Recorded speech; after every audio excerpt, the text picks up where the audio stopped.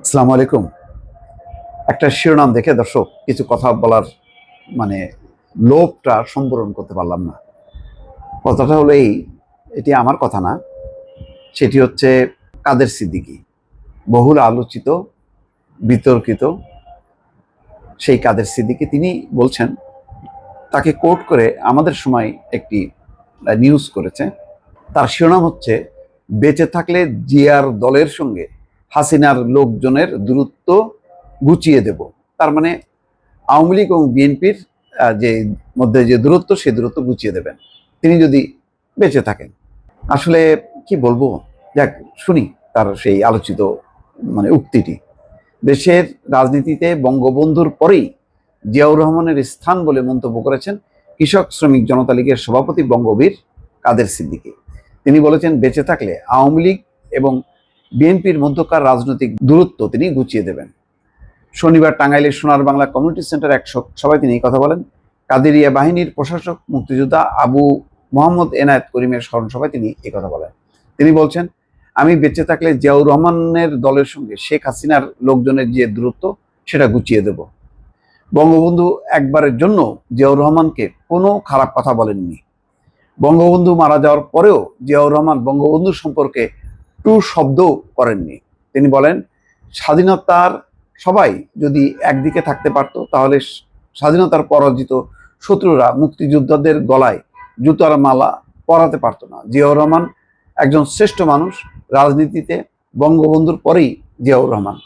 শোকসভায় তিনি বৈষম্য বিরোধী আন্দোলনের সমালোচনা করেন। তিনি বলেন, বৈষম্য বিরোধীদের সফলতার প্রতি আমি হাজারবার সম্মান জানাই, কিন্তু তারা এখন মুক্তিযোদ্ধাদের গলায় জুতার মালা পরায়। আমি বলে দিতে চাই, তাদের গলায়ও একদিন মালা পরবে, সেখান থেকে মুক্তি নেয়। যাক, অনেক রকম কথাবার্তা আছে। তিনি বলছেন বা আবার বলছেন, আওয়ামী লীগ ভুল করেছে, আওয়ামী লীগ সরকার ভুল করেছে। জয় বাংলাকে কেউ কেউ দলীয় স্লোগান করার চেষ্টা করেছে। না, জয় বাংলা মুক্তিযুদ্ধের স্লোগান, জয় বাংলা দেশের স্লোগান, বাংলাদেশের স্লোগান। আমরা এটাকে মান্য করব, সবখানে আমরা জয় বাংলা বলবো, জয় বঙ্গবন্ধু বলবো। বাংলাদেশ আর বঙ্গবন্ধু কখনো বিচ্ছিন্ন না, এক শব্দ। বঙ্গবন্ধুকে বাদ দিয়ে বাংলাদেশ চিন্তা করা যায় না। সকালে একজন এসে আমাকে বলল, মুক্তিযোদ্ধা যাচাই বাছাই করা হবে। আমি বললাম, যাচাই বাছাই করার তোমরা কারা? তোমাদের তো তখন জন্মই হয়নি, যাচাই বাছাই করলে আমরাই করব। এসব নানান আসলে কাদের সিদ্দিকীর এই কথা যে আওয়ামী লীগ আর বিএনপির দূরত্ব গুছিয়ে দেবো, এগুলি বিভিন্ন মহলকে খুশি করা, বিএনপিকে খুশি করা, আওয়ামী লীগকে খুশি করা, ভারতকে খুশি করা।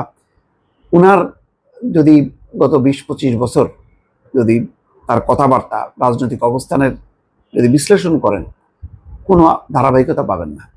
সুবিধা অনুযায়ী উনি একবার বিএনপি জোটে থাকে, যখন দেখে না এই জোট সফল হবে না, তখন জোট থেকে বিচ্ছিন্ন হয়। এই নির্বাচনের আগে, দ্বাদশ জাতীয় সংসদ নির্বাচনের আগে শেখ হাসিনার গণভবনে যে শেখ হাসিনার সঙ্গে দেখা করছে, দেখা করে আবার তার এই যে বাড়ি মোহাম্মদপুরে 1 টাকার বিনিময়ে সেটা আবার পাইছে। সুবিধা নিতে সাধেননি। যখন বিএনপি ক্ষমতায় ছিল, তখন আবার তিনি পার্লামেন্টে উচ্চকিত। তিনি তখন বিভিন্ন রকম টেন্ডার সুবিধা, বিভিন্ন ব্রিজ কালভার্ট করছে অসমাপ্তভাবে, বিল আবার তুলে নিছে ঠিকই।